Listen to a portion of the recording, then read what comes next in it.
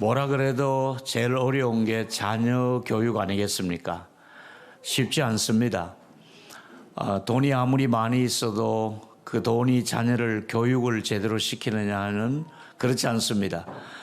좋은 학원에 보낼 수도 있고 좋은 대학에 보낼 수도 있겠지만은 자녀 교육만큼은 그 누구도 큰 소리를 칠 수가 없습니다. 그만큼 어렵다는 얘기죠. 근데 이제 이 자녀 교육에 관해서 구약의 대표적인 구절을 신명기서에서 모세가 이렇게 말씀했어요. 신명기 6장 4절에 보니까 이스라엘아 들으라. 뭘 들으라 하는지 이제 좀 이따 말씀드릴게요. 일단 부모는 자녀에게 들려줘야 돼요. 여러분이 설교를 들으셔야 되는 것처럼 들으라. 이게 쇠마 교육에 들어야만이 믿음이 생기니까 듣도록 해주어라. 아이들에게 들려주어라 이 말이고요. 공교롭게 신명기 6장 4절에 말씀한 이 들으라는 말씀을 바울은 에베소 6장 4절에서 자녀 교육에 대해서 이렇게 말씀하고 있어요. 한번 읽어보실까요? 시작.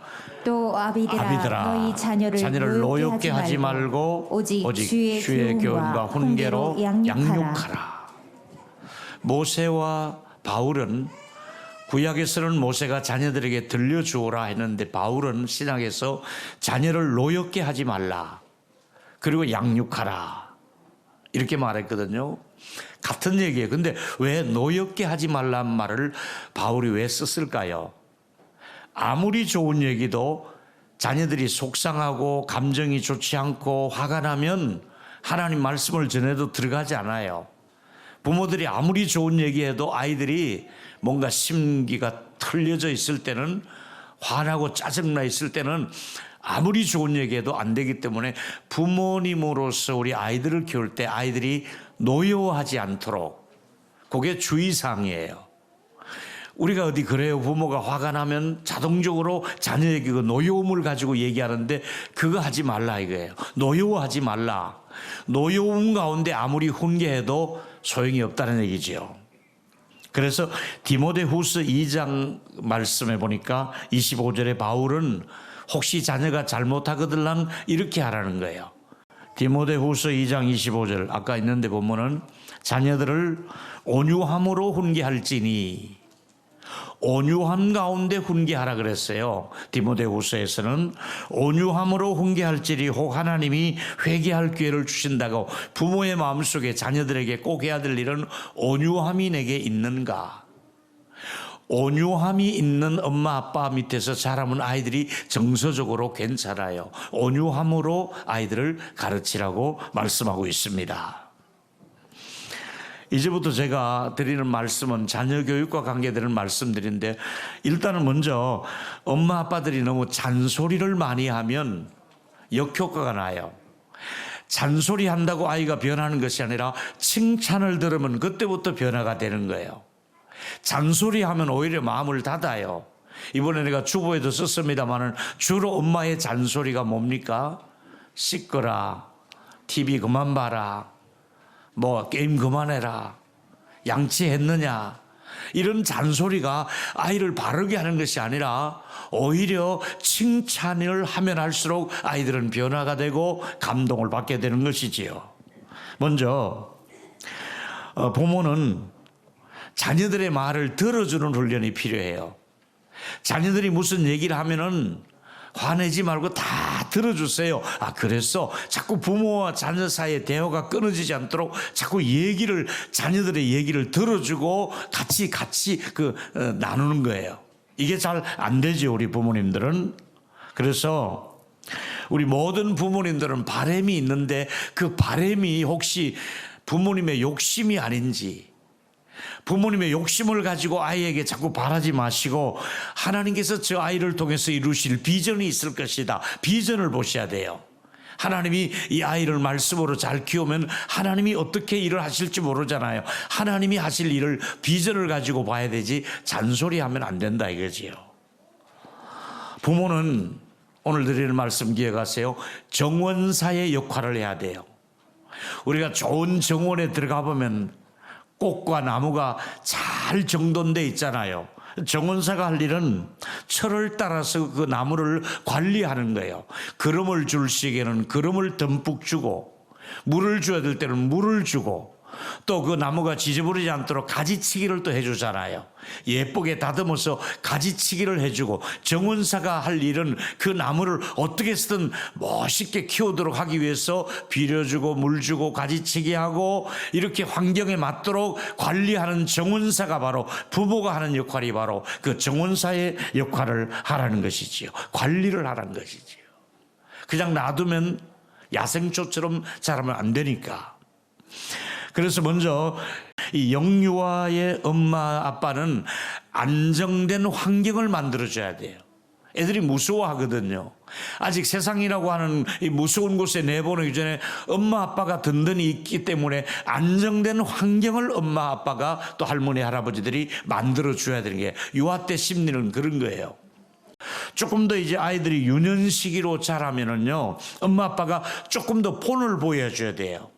이 어린아이 때는 모르다가 벌써 유년기에 오면은 엄마 아빠가 하는 말과 내게 가르치는 말에 엄마 아빠가 폰이 되는가 안 되는가를 벌써 눈치를 채고 있는 거예요. 말은 안 해도 다 알아요. 폰이 되고 있는가. 그래서 우리 신앙적인 본보기를 보여주며 벌써 그때부터 하나님의 은혜를 입은 간정이 이 아들 사이에서 서로 공유해야 돼요. 하나님이 이렇게 해주셨다, 이렇게 좋은 일을, 이렇게 기도의 응답을 주셨다. 신앙적인 공유를 유년부 시기 때부터 서로 간증을 할 수 있는 집안의 분위기가 돼야 되는 거예요. 그 다음에 이제 청소년기가 되면 아이들은 고민하기 시작하는 거예요. 부모하고는 대화하지 않고 또래들하고만 자꾸 얘기해야 돼요. 그럼에도 불구하고 부모는 식탁 앞에서 아이들하고 같이 고민을 서로 토로하고 장래 비전을 얘기하게 되고, 그래서 자꾸 부모와 자녀 사이가 대화가 끊이지 않도록 대화를 하면서 드디어 이제 이 청년기가 되면은 취업이라든지 결혼을 위해서 같이 고민하고 기도하면서 대화가 청년기가 되어도 문 닫고 들어가서 컴퓨터만 하는 것이 아니라 부모와 자식들 간에 가족 간에 대화가 필요한 것이 교육의 시작에 들으라. 하나님 말씀 들으라. 부모님의 얘기를 들으라. 자녀들아 들으라. 노역결혼 하지 말라. 그렇게 말씀하고 있어요. 이제 첫 번째 드리고 싶은 말씀은 하나님의 자녀답게 키우려면 말씀을 마음에 새겨 주오라는 거예요. 신명기에서 아주 중요하게 다루는 말씀이 바로 이거예요. 왜냐하면 이들은 400년 동안을 애굽의 노예 생활을 하느라고 교육을 시킬 수가 없었어요. 아버지가 노예고 할아버지가 노예니까 태어나서 뭐 할 수가 없는 게 없어요. 노예밖에 할 게 없어요. 대대로 노예를 400년 동안 해오다가 이들이 이제 해방되어서 출애굽해서 광야에서 모세가 준 말씀이 바로 유대인들이 유대인 되게 했던 말씀, 전 세계 유대인들이 어떻게 이렇게 잘 살고 있는가, 교육이 되고 있는가, 최고의 발명가가 되는가, 이게 바로 신명기 6장 6절과 7절에서 근거해서 유대인의 자녀 교육이 이루어지는 거예요. 오늘도 아기들이 읽었던 말씀이에요. 한 번 더 읽어주시기 바랍니다. 이게 최고로 유명한 구절이에요. 자녀 교육의 대표적인 구절이에요. 읽습니다. 시작. 오늘 내가 내게 명하는 이 말씀을 너는 어디다가 마음에 새기고, 또 뭐라 그랬습니까? 너는 내 자녀에게 부지런히 가르쳐서 집에 있을 때든지 또 길을 갈 때든지 누워 있을 때든지 일어날 때든지 이 말씀을 강론할 것이라. 자, 마음에 말씀이 새겨져야겠는데 어떻게 해야 되느냐? 밥을 먹을 때도 여행을 할 때도 사진만 찍을 것이 아니라 같이 말씀을 계속해서 묵상할 수 있도록 그런 분위기가 만들어져야 되는 거예요. 오늘 우리가 시편 1편을 아가들이 쫙 복 있는 사람을 벌써 하잖아요. 그래서 우리가 앉을 때도 설 때도 말씀이 공유할 수 있도록, 특별히 유대인들은 자녀들 데리고 여행할 때도 일부러 아빠들이 텐트를 치고 광야에 가서 이 맥주주로 같은 데 잠을 자요. 자면서 하나님께서 우리 조상들을 하늘의 별처럼 해주셨다. 바다에 가서는 저 물이 홍해물이 갈라지도록 하나님이 우리를 구원해 주셨다. 여리고성이 무너지게 해 주셨다. 이런 등등의 모든 얘기들을 일상의 생활 가운데 아버지가 족장이 또 엄마가 기도하면서 계속해서 하나님이 우리와 함께 하셨다는 이야기를 해 주는 거예요. 집에 있을 땐지 길을 갈 땐지 심지어 누워 잘 때까지도 잠자리 동안까지도 성경적인 이야기를 해 주라 이거지요. 그렇게 해서 아이들을 키웠다 이거지. 이렇게 키우다 보니까 항상 하나님을 의식하고 살아갈 수 있도록 그렇게 키우는 거예요. 그래서 어떻게 됩니까? 마음에 새겨라. 제가 설교 때 많은 말씀을 인용하는데 거의 말씀하는 인용은 제가 19, 18살 때 처음 성경 많이 읽었던 것이 지금까지 기억하고 무슨 말할 때는 이 구절, 무슨 말할 때는 이런 말씀 축축축 인용할 수 있는 게 바로 어려서부터 읽은 성경이 내 머릿속에서 계속해서 영감을 줘서 떠오르게 하는 말씀이거든요. 사랑하는 여러분, 삶의 위기가 올 때 부모가 무릎 꿇고 기도하는 것을 아이들이 보아야 돼요. 아, 엄마 아빠가 어려울 때 저렇게 기도하시는구나. 어려울 때 우리를 위해서 새벽 기도하시는구나. 그래서 너도 같이 기도하자. 아이들을 같이 무릎 꿇고 앉아서 같이 좀 기도하자 이거죠. 어려울 때는 기도해서 우리가 이 어려움을 이기는 거야. 이걸 보여줘야 되는 거예요. 하나님의 도우심을 어려서부터 받는 모습을 엄마 아빠들이 보여줘야 되는 거예요. 그게 신앙교육이에요. 그러면서 이제 신앙에 대한 대화가 필요해요. 어떤 대화?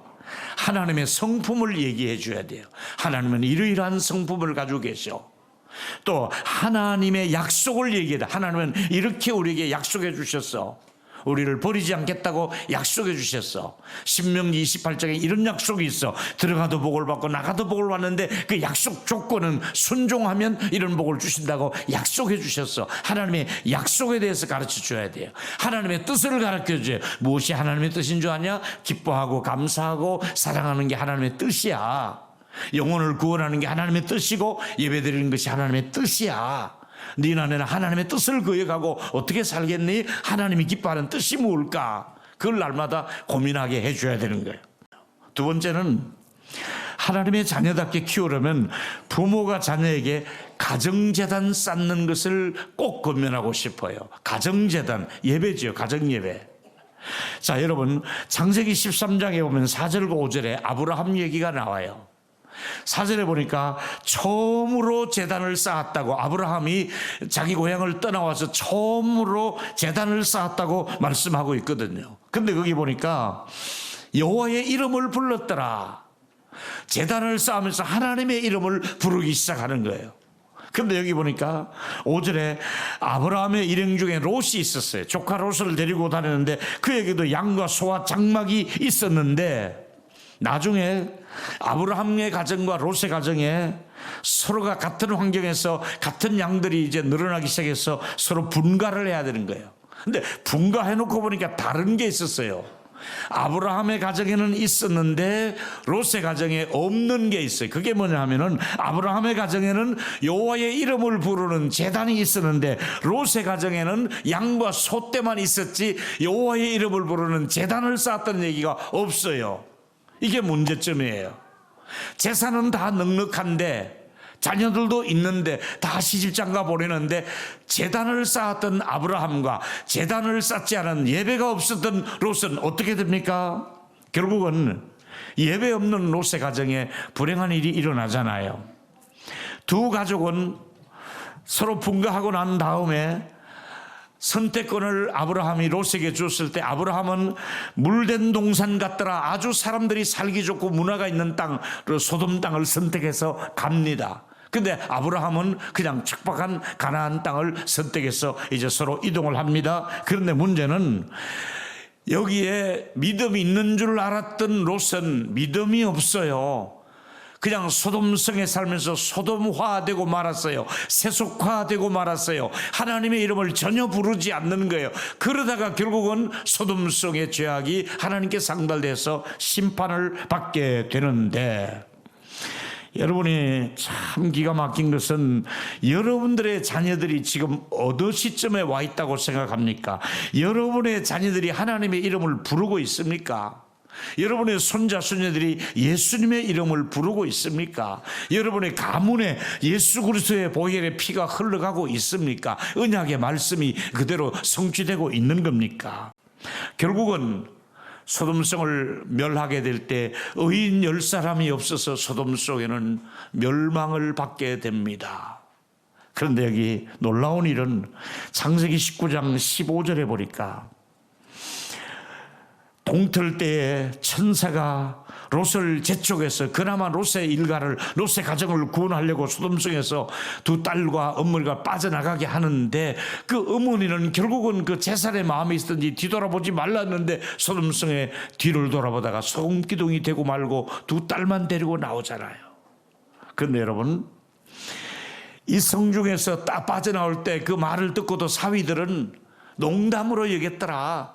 하나님 말씀을 농담으로 여기고 이렇게 살기 좋은 도시가 왜 망합니까? 장인이나 떠나십시오 하고 말 안 듣고 있는 거예요. 그래서 두 딸 데리고 아내하고 막 빠져나오는데 아내가 돌아보고 뒤돌아보지 말라고 했는데 그 멸망의 도성을 돌아보다가 소금기둥이 되고 그나마 29절이 여러분 굉장히 중요한 구절이에요. 같이 한번 읽어볼까요? 하나님이 시작. 하나님이 그 자녀들을 성을 엎으실 때에 곧 롯이 거주하는 성을 엎을 때에 하나님이 아브라함을 생각하사 롯을 그 엎으시는 중에서 롯이 구원받은 것 자기가 잘했어가 아니라 그나마 아브라함의 기도가 있었다고요.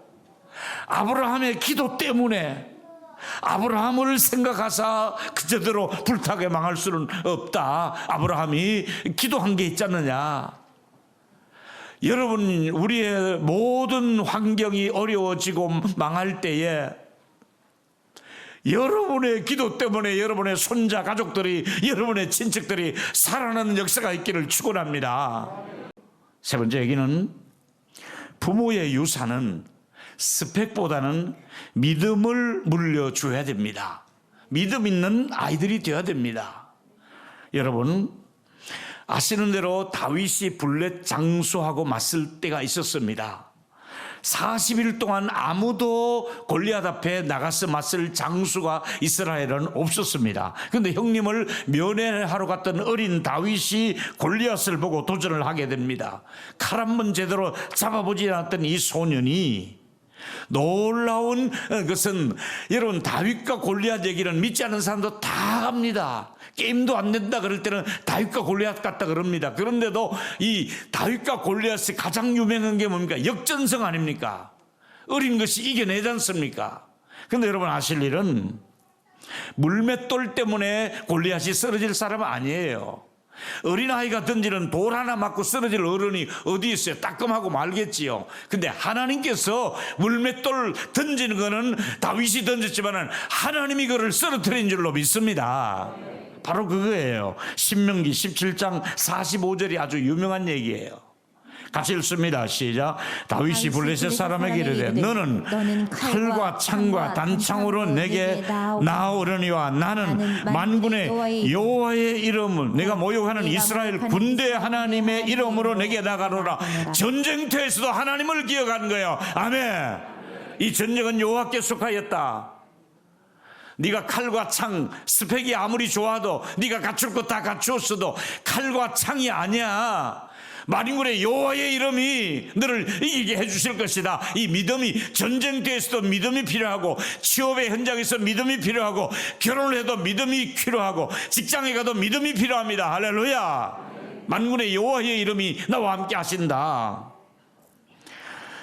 사무엘상 17장 46절에 여호와께서 너를 내 손에 넘기리니 내가 너를 쳐서 내 목을 베고 블레셋 군대의 시체를 공중의 새들이 먹게 할 것이다. 하나님이 계신 줄을 블레셋 땅 사람들에게 알려줄 것이다. 내가 감으로 하나님이 나와 함께 하신다는 것을, 내가 감으로 요셉과 함께 하신 하나님이 주변 사람을 볼 수 있었던 것처럼 여러분의 자녀들이 가는 곳에 살아계신 하나님이 함께 한다는 것을 눈으로 보여줄 수 있는 이런 확정이 있게 되기를 축원합니다. 여러분들이 자녀들이 가는 곳에, 우리 교인들이 하는 곳에 뭘 하든지 하나님이 함께 하더라. 다윗은 이런 고백을 합니다. 골리앗, 내가 너와 싸우는 것이 아니라 하나님이 너를 싸워주실 것이다. 할렐루야. 우리가 골리앗을 이기는 게 아니에요. 하나님이 싸워주신 전쟁이잖아요. 여러분, 우리 청년들이나 자녀들이 앞으로 취업이며 학교 진학이며 결혼이며 스스로 못하는 것이 너무 많잖아요. 어떻게 스스로 모든 그 진학과 또 취업과 결혼을 할 수 있겠어요? 그러나 하나님께서 학벌이 부족해도 스펙이 부족해도 갖춘 것이 없어도 하나님이 한편 되어주시면, 하나님이 내 편이 되면 모든 것을 극복할 수 있는 줄로 믿습니다. 우리 하나님이 자녀들 편에 서주면 되는 거예요. 같이 보겠습니다. 시편 118편 6절과 7절을 읽어보면 하나님이 내 편 되신다는 거에 다윗은 읽습니다. 시작. 여호와는 내 편이시라. 내가 두려워하지 아니하리니 사람이 내게 어찌할꼬. 여호와께서 내 편이 되서 나를 돕는 자 중에 계시니 그러므로 나를 미워하는 자들에게 보응하는 것을 내가 보리로다. 하나님이 내 편인 것을 상대방에게 보여줄 수 있는 그런 은혜가 있기를 축원합니다. 우리 오늘 유치부 아이들, 하나님이 이 아들 편에 있다는 것을 우리가 알아야 돼요. 하나님은 예배자 편에, 하나님은 기도하는 아이들 곁에, 기도하는 부모님 때문에 하나님이 편들어 주신다 이거지요. 사람이 건드리지 못하도록 은혜를 주시는 것이지요. 여러분의 자녀들에게 물맷돌 하나 가지고 나설 수 있는 용기가 필요한 거예요. 우리 자녀들에게 믿음의 용기를 주시옵소서. 용기가 필요해요. 여러분, 누가 그 물맷돌 하나에 골리앗이 쓰러질 줄을 상상했습니까? 말도 안 되는 얘기지 않습니까? 그러나 아이들은 평소에 이 실력을 키우는데 어떤 실력입니까? 다윗은 맹수하고도 맞붙었잖아요. 사자가 올 때 사자의 수염을 쥐어 뜯었다 그랬잖아요. 곰이 올 때도 곰의 아빠를 두려워하지 않고 가서 싸웠다 그랬잖아요. 이 실력은 이런 실력, 하나님을 의지하고 용기 있는 이 믿음의 실력을 갖춘 거예요. 믿음의 스펙을 그렇게 갖춘 거예요. 사랑하는 여러분, 그 나라와 그 일을 구하게 해야 돼요. 마태복음 6장 33절에 먼저 그 나라와 그 일을 구하라. 우리 자녀들이 하나님의 나라를 생각하고 하나님의 의를 생각하고 하나님이 뭘 기뻐하실까, 하나님이 뭘 좋아하실까, 하나님의 마음에 드는 일이 무엇일까, 이런 것들을 우리 가족과 더불어 자녀들과 더불어 고민하면서 하나님의 뜻을 이루어 가는 거예요. 이번에 바자회 하면서 기쁨으로 우리 친교도 나누고 셀원들끼리 또 그런 공동체끼리 서로가 이렇게 마음을 나누어서 한번 하나님 앞에 잘 쓰임받을 수 있는 좋은 마음으로 우리가 좋은 바자회를 할 수 있는 그런 분위기가 될 수 있기를 바랍니다. 그래서 결론은 이렇습니다. 온 가족이 하나님의 자녀답게 살기를 원합니다. 첫째로 하나님의 말씀을 마음에 새기고 살아가는 훈련이 어려서부터 필요합니다. 한번 따라 하실까요? 말씀을 마음에 새기는 일은 어려서부터. 아멘 할 수 있습니까? 이게 나이가 들면 자꾸 잊어버리기 때문에. 냉장고 문을 열어놓고 내가 왜 냉장고 문을 여는지 모르잖아요. 나이가 들면. 우리가 망각하기 전에 어려서부터 말씀이 아이들에게 들어가도록.